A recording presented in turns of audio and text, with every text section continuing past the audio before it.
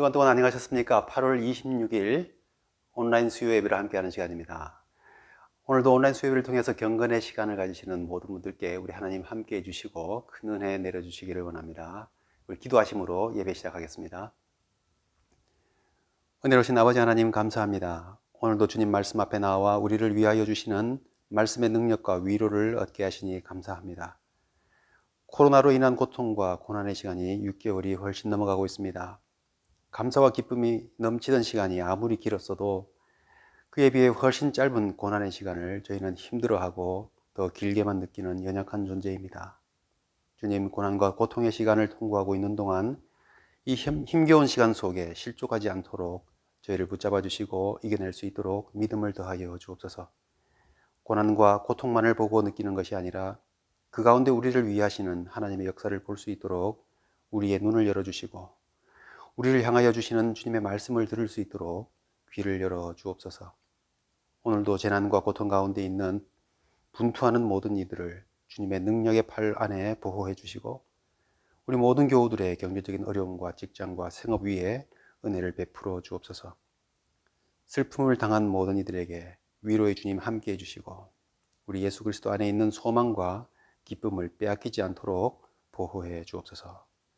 오늘도 이 영상을 통해 예배드리며 시간을 주님께 드리는 성도들의 마음과 정성을 기쁘게 받아 주옵소서. 예수님 이름으로 감사하며 기도드리옵나이다. 아멘.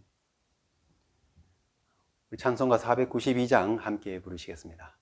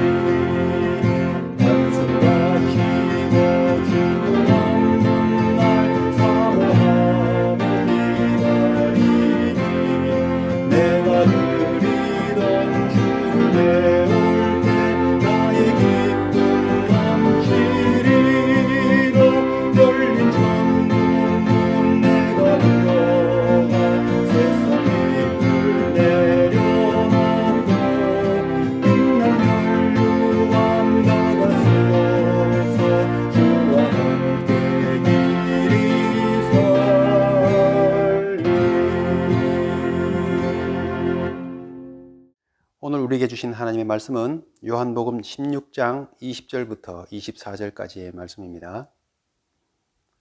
내가 진실로 진실로 너희에게 이르노니 너희는 곡하고 애통하겠으나 세상은 기뻐하리라. 너희는 근심하겠으나 너희 근심이 도리어 기쁨이 되리라. 여자가 해산하게 되면 그때가 이르렀으므로 근심하나 아기를 낳으면 세상에 사람 난 기쁨으로 말미암아 그 고통을 다시 기억하지 아니하느니라. 지금은 너희가 근심하나 내가 다시 너희를 보리니 너희 마음이 기쁠 것이요 너희 기쁨을 빼앗을 자가 없으리라. 그날에는 너희가 아무것도 내게 묻지 아니하리라.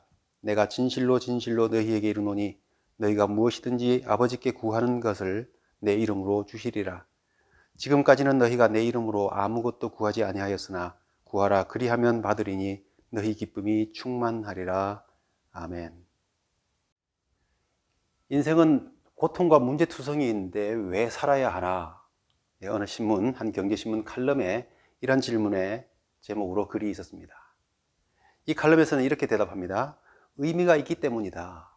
의미가 있기 때문에 고통과 문제투성인 인생일지라도 살아갈 수 있다라고 말하고 있습니다. 아이를 키우는 것 정말 힘들고 어려운 일이지만 자식이 인생에 중요한 의미가 있기 때문에 그 힘든 일을, 그 육아의 고통을 잊으며 한다는 것이죠. 다른 사람을 돕는 것이 의미가 있기 때문에 몸이 힘들어도 봉사한다는 것입니다. 또 산악인들이 그 높은 산에 올라가는 것은 그 산에 올라가는 것이 의미가 있기 때문에 목숨을 걸고 온갖 고생을 겪으면서 등산을 한다는 것이죠.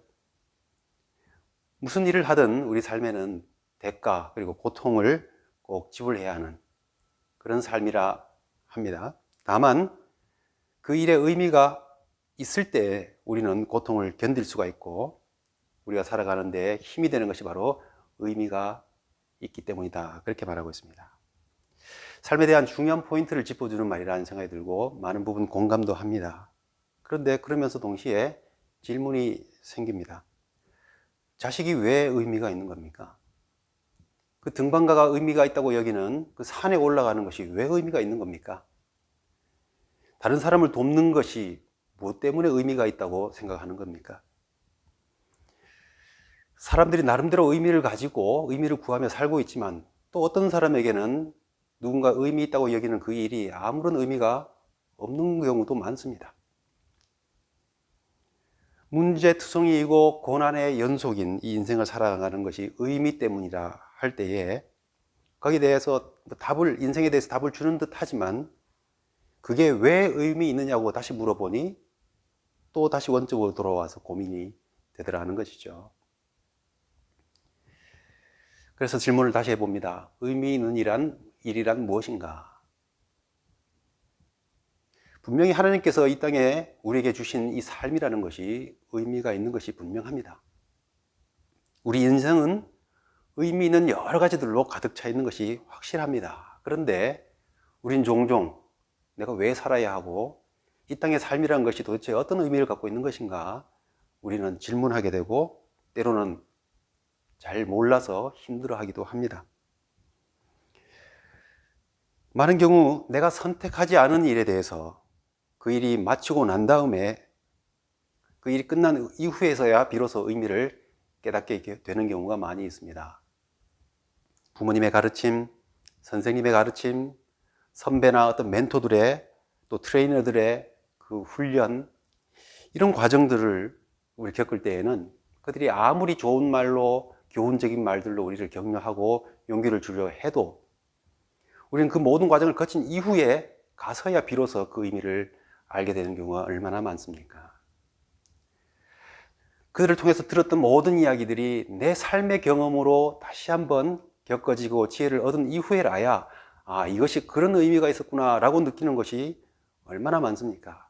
말하자면 우리는 우리 인생에 대해서 많은 질문들을 하고 의미가 무엇인지 묻지만 우리 인생 전부를 다 살기 전까지는 그 의미를 다 알 수 없다는 것이죠. 우리 인생은 내가 선택해서 이 땅에 온 것도 아니고 또 내가 원하는 대로 내 마음대로 내 입맛대로 계획 세우고 만들어가는 것도 아닌 것이 우리의 인생입니다. 우리가 이러한 인생을 살아가는 데 있어서 어떻게 이 짧은 인생 속에서 우리 모든 의미를 다 알 수 있겠느냐 하는 것이죠. 우리 인생은 똑같이 유한한 삶을 살아가는 사람들에 의해서 모든 의미를 깨달을 수 있는 것이 아닙니다. 우리 인생은 내가 사는 시간과 그 기간보다 훨씬 더 넓은 범위 안에서 의미를 가지고 있는 것을 우리가 압니다. 예를 들어서 저라는 사람의 한 인생은 저의 아버지, 저희 할아버지, 최소한 제가 눈으로 직접 목격했던 그분들과의 관계 속에 분명히 의미를 가졌습니다. 그리고 저는 저희 자녀와 또 희망적으로 그 후에 저희 아이들을 통해서 얻게 될 저희 손자, 손녀, 이 모든 관계 속에서 제가 떠나더라도 그들에게 남겨진 어떤 의미들이 있을 수 있겠죠. 제가 사는 그 순간보다 더 긴 시간 안에서 그 의미가 무엇인지를 찾게 되는 것이 우리 인생의 의미입니다. 경우에 따라서는 오랜 시간이 지났음에도 불구하고 우리 선조로부터 혹은 우리 후대에게 의미를 가지게 되는 그런 인생도 있는 것입니다. 이러한 인생의 의미를 당대를 살아가는 내가 어떻게 다 이해하고 알 수 있겠느냐 하는 것이죠. 그러므로 내 인생의 참된 의미라는 것은 우리에게 삶을 부여하신 그분, 그 하나님 안에서만 진정한 의미를 찾을 수 있다는 사실을 우리는 분명히 알아야 할 것입니다. 즉 하나님 앞에서만이, 하나님 안에서만이 비로소 우리는 참된 삶의 의미를 알 수 있게 된다 하는 것입니다. 그렇기 때문에 내가 오늘 내 인생, 즉 그 의미를 확실히 모르고 살아가고 있다 할지라도 그 다 알 수 없는 수많은 의미를 다 알 수 없는 수많은 일들 속에서도 우리가 살아가는 이유는 내게서 찾는 것이 아니라 내게 삶을 주신 분 안에서 찾아야 한다 하는 것입니다. 그분께서 우리에게 의미를 부여하고 계시다는 사실을 우리가 믿기 때문에 마침내 하나님 앞에서 모든 의미를 알게 되는 때가 분명히 있음을 우리가 믿기 때문에 오늘이라는 삶을 우리는 살아갈 수 있는 것입니다. 만약에 우리에게 이런 믿음이 없다면 우리에게 인생을 선물로 주신 하나님이 계시고 하나님 앞에서 반드시 의미를 갖게 될 것이라는 믿음이 없이는 우리는 쉽게 무너질 수밖에 없는 연약한 인생이 바로 우리 존재의 모습인 것이죠. 특히 요즘과 같은 시기는 우리 인생이 이렇게 고난과 고통의 연속이라는 사실을 어린아이까지도 실감하며 직접 느끼며 살아갈 만큼 살아가고 있는 어려움 가운데 있습니다. 이런 때에 우리가 고난 속에서도 고통 속에서도 의미와 기쁨을 가지면서 우리가 살아가는 인생의 의미를 느끼며 살아갈 수 있기 위해서 우리가 가져야 할 믿음의 중요한 내용이 무엇인가, 우리는 오늘 말씀을 통해서 한번 되새겨보고자 하는 것이죠. 오늘 본문은 예수님께서 십자가를 지시기 전에 제자들에게 주시는 말씀입니다.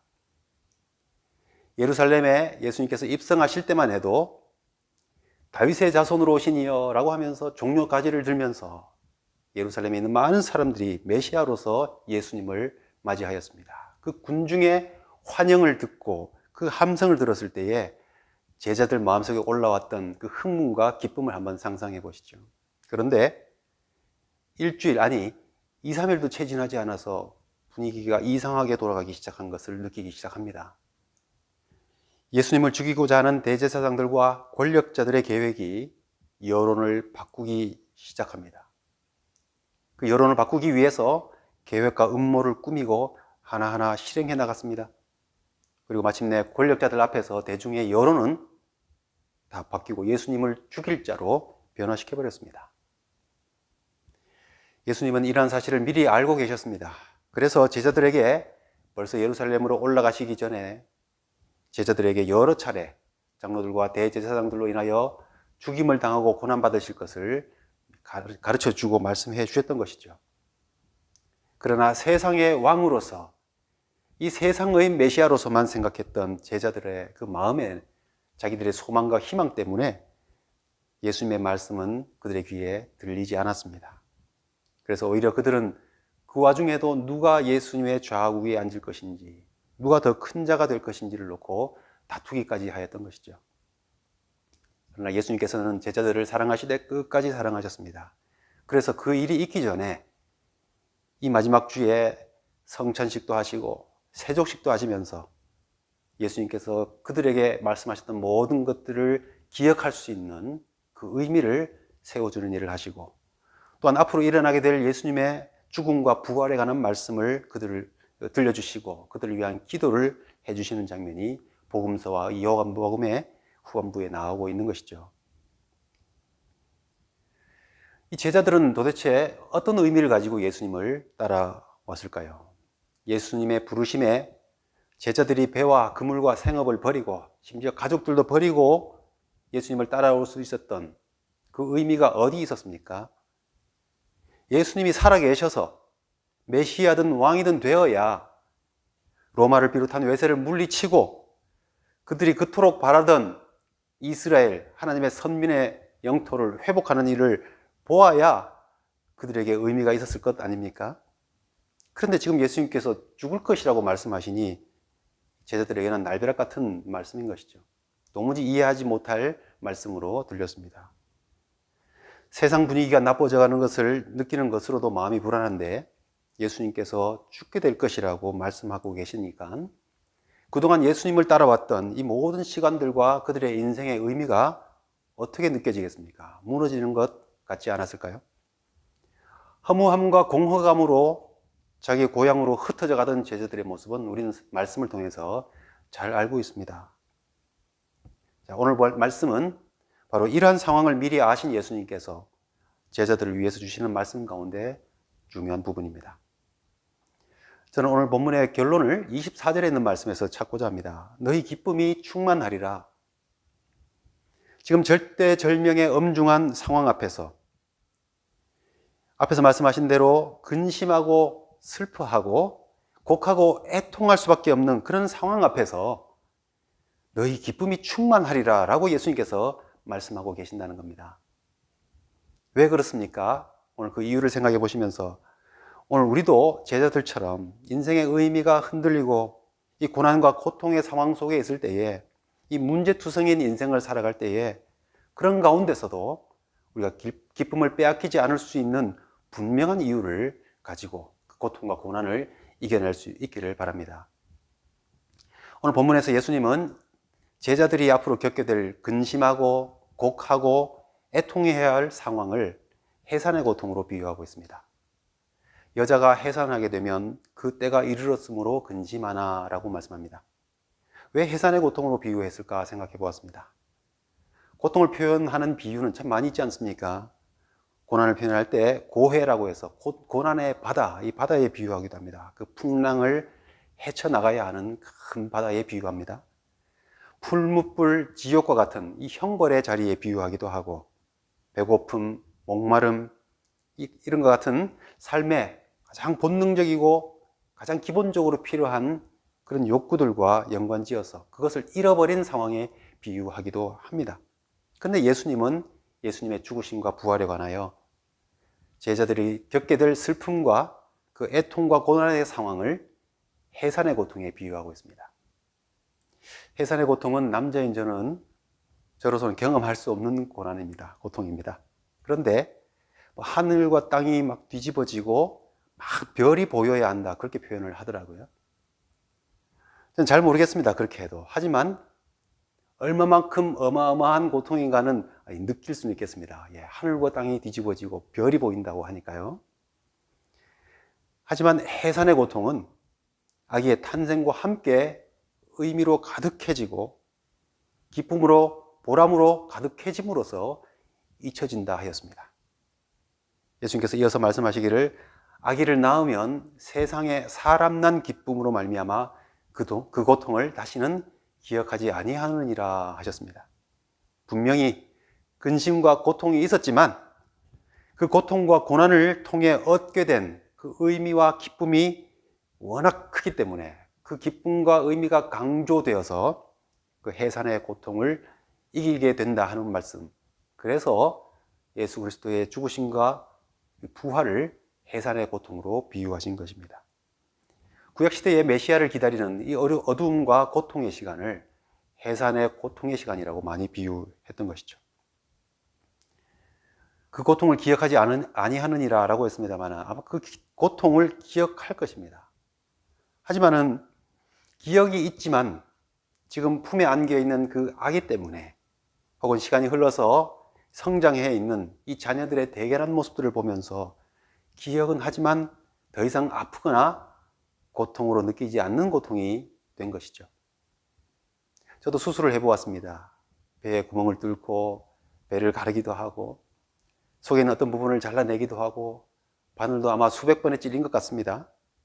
그런 고통을 경험했지만, 기억은 나지만 이제 그 고통을 느끼지는 않습니다. 왜냐하면 지금 이렇게 건강하게 살아있고 그 병에서 나았기 때문이죠.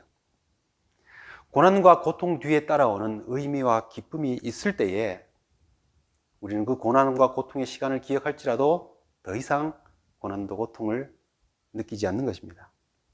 그렇기 때문에 고난과 고통 뒤에 따라오는 의미와 기쁨을 우리가 보지 못하면 우리는 고통을 지나간 시간으로 여기지 못하고 그 과거의 고통이 여전히 우리에게 적용되고 있는 현재 진행형의 고통으로 느끼며 살게 된다는 것이죠.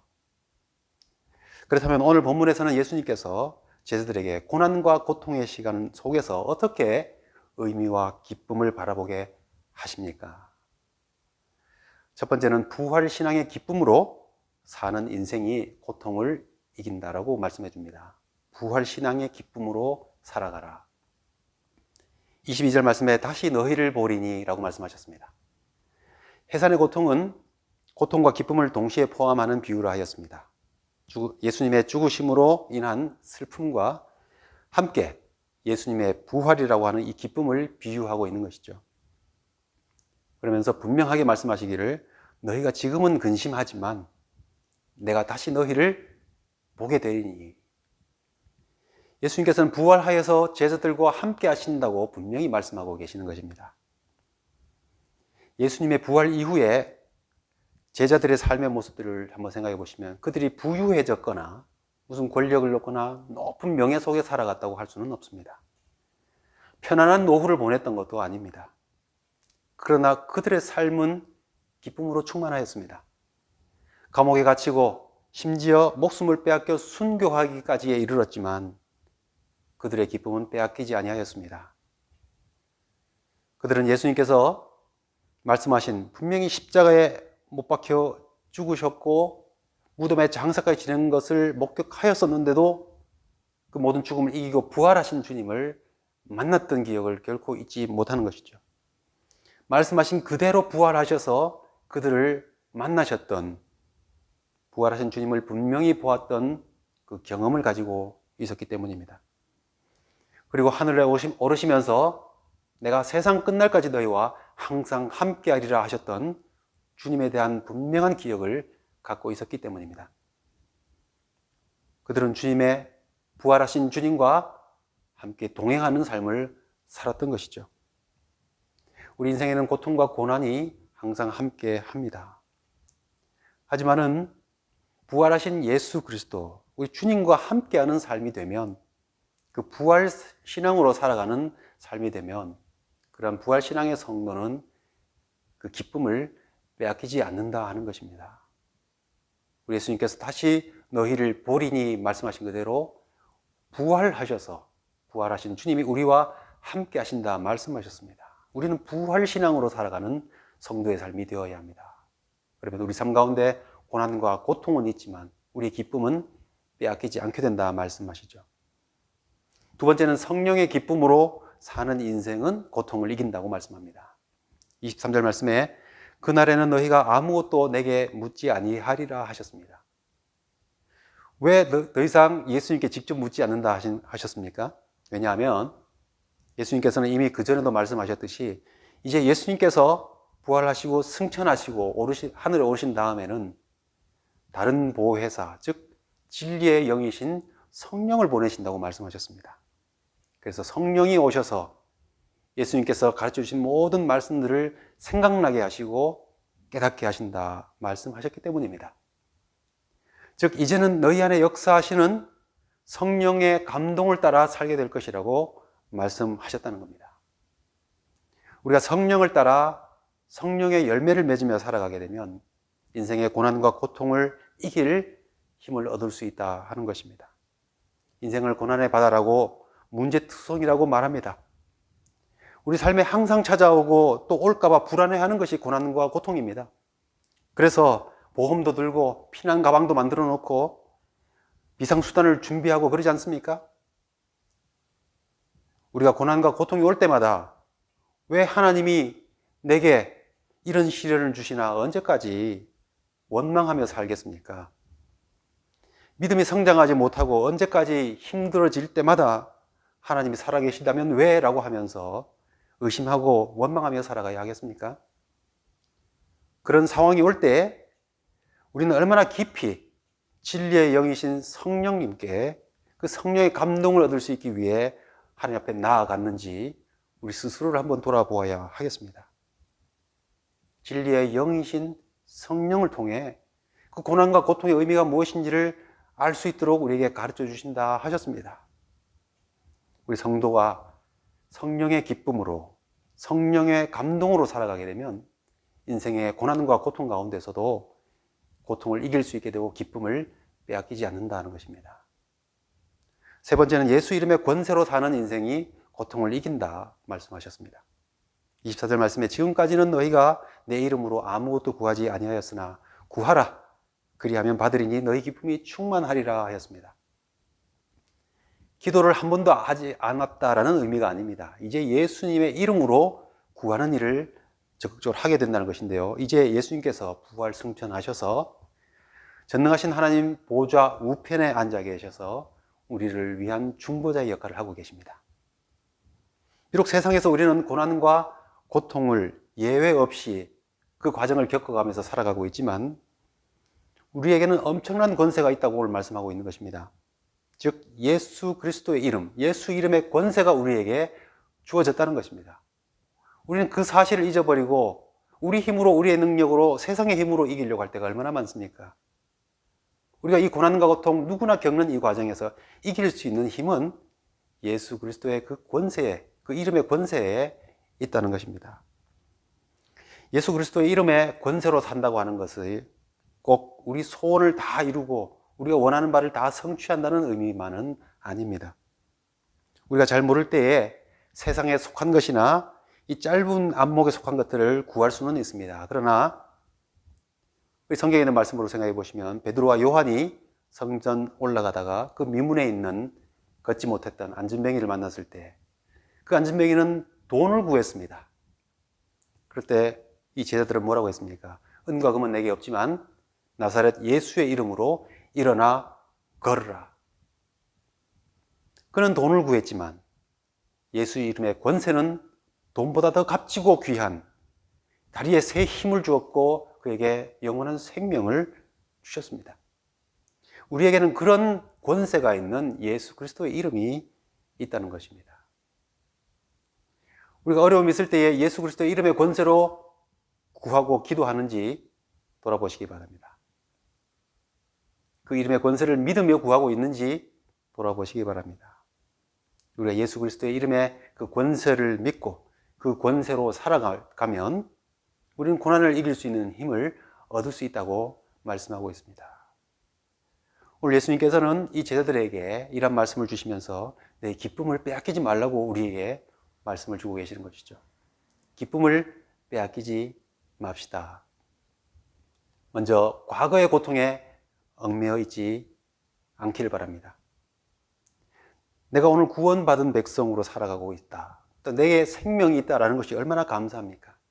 부활하신 생명의 주님이 오늘 나와 함께하고 계시고 우리가 어떻게 해야 될지 모를 때 마땅히 빌 바를 알지 못할 때에도 성령께서 나를 위하여 간구하고 계시고 우리를 돕고 계신다 말씀하셨습니다. 예수 이름의 권세로 하나님께 구할 때에 하나님께서는 다 들으시고 응답하신다는 약속으로 우리에게 함께하고 계십니다. 지금 우리에게 기쁨으로 충만케 하시는 주님이 계심을 우리가 알므로써 과거의 고통에 얽매여 있는 삶을 이겨낼 수 있는 것입니다. 이런 구원의 기쁨을 감사함으로써 과거의 고통을 이겨낼 수 있기를 바랍니다. 현재의 고통을 장차 우리에게 주실 그 기쁨으로 말미암아 이겨낼 수 있기를 바랍니다. 지금은 근심하나라고 하셨습니다. 예, 우리는 지금은 근심하는 연약한 존재입니다. 우리는 어려움이 오고 고난이 오면 근심할 수 있는 존재입니다. 하지만은 우리는 분명히 다가오는 기쁨을 보아야 합니다. 지금은 십자가에 죽는 것을 너희가 보겠지만 곧 내가 다시 너희를 보리라 하신 그 모습을 제자들이 볼 것입니다. 오늘도 우리는 고난과 고통과 이 문제투성의 삶을 헤쳐나가는 인생을 살고 있습니다. 그러나 고난과 고통만 보는 것이 아니라 앞으로 다가올 우리 하나님께서 은혜로 채우실 고난과 고통 이후에 주실 그 생명과 성숙의 기쁨을 바라볼 수 있어야 합니다. 그렇게 함으로써 오늘 고난과 고통을 이겨낼 수 있는 것이죠. 마지막으로 기쁨을 빼앗기지 맙시다. 기쁨으로 말미암아 그 고통을 다시 기억하지 아니하리라 그렇게 말씀하셨습니다. 이토록 성도가 가져야 될 가장 기본적인 기쁨을 사단은 세상의 것들로서 이 땅에 있는 인생의 고난과 고통으로서 자꾸 흔들고 빼앗으려고 합니다. 그러나 오늘 말씀 분명히 말씀하시죠. 너희 기쁨을 빼앗을 자가 없으리라. 고통을 기억할지라도 더 이상 고통스럽지 않을 수 있다고 말씀합니다. 제자들에게 주셨던 말씀, 부활의 신앙으로, 성령으로, 그리고 예수 이름의 권세로 살아가라고 하신 이 말씀을 생각하시면서 어렵고 힘든 삶 속에서도 예수님께서 주시는 그 충만한 기쁨으로 이 고난과 고통을 이기는 우리 모두가 될 수 있기를 바랍니다. 하늘에 계신 우리 아버지여, 이름이 거룩히 여김을 받으시오며 날에 임하옵시며 뜻이 하늘에서 이룬 것 같이 땅에서도 이루어지이다. 오늘날 우리에게 일용할 양식을 주옵시고 우리가 우리에게 죄 지은 자를 사하여 준 것 같이 우리 죄를 사하여 주옵시고 우리를 시험에 들게 하지 마옵시고 다만 악에서 구하옵소서. 대개 나라와 권세와 영광이 아버지께 영원히 있사옵나이다. 아멘.